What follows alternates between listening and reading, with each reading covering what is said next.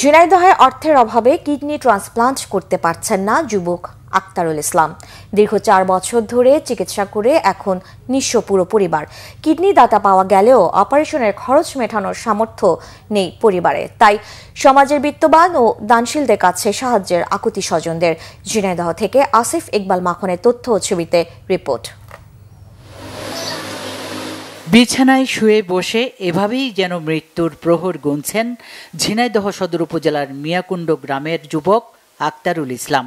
তার দুটো কিডনি নষ্ট হয়ে যাওয়ায় প্রতিনিয়ত অসহ্য যন্ত্রণায় কাতরাচ্ছেন, আর ছেলের যন্ত্রণা কমাতে পাশে বসে সেবা যত্ন করছেন বৃদ্ধা মা।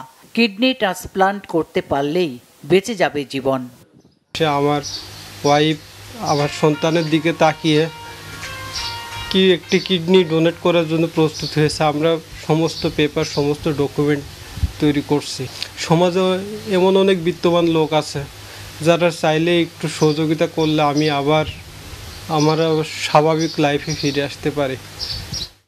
দীর্ঘ 4 বছর ধরে ডায়ালাইসিস করে কোনো মতে বেঁচে আছেন আক্তারুল।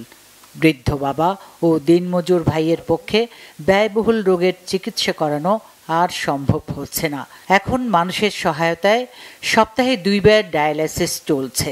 আক্তারুলের স্ত্রী স্বামীকে তার একটি কিডনি দেওয়ার সিদ্ধান্ত নিলেও কিডনি প্রতিস্থাপনের জন্য প্রয়োজন প্রায় 15 লাখ টাকা, যা আক্তারুলের পরিবারের পক্ষে জোগাড় করা অসম্ভব। তাই জীবন বাঁচাতে সমাজের বিত্তবান ও দানশীলদের কাছে সাহায্যের আকুল আবেদন জানিয়েছে পরিবার ও প্রতিবেশীরা।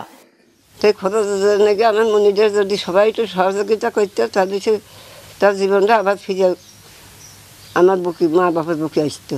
বাঁচার জন্য অনেক চেষ্টা করতেছে, তবে ওর ফ্যামিলিগতভাবে সেভাবে অর্থনৈতিক কায়দায় ওগের সেরকমের অবস্থা নেই।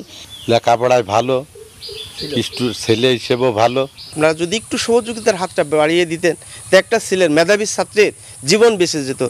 আক্তারুল ইসলাম 2013 সালে জিপিএ 5 পেয়ে এসএসসি ও 2015 সালে জিপিএ 5 পেয়ে এইচএসসি পরীক্ষায় উত্তীর্ণ হন। পরে ঝিনাইদহ সরকারি কেসি কলেজ থেকে পদার্থ বিজ্ঞানে অনার্স শেষ করেছেন। তার 4 বছরের একটি কন্যা সন্তান রয়েছে।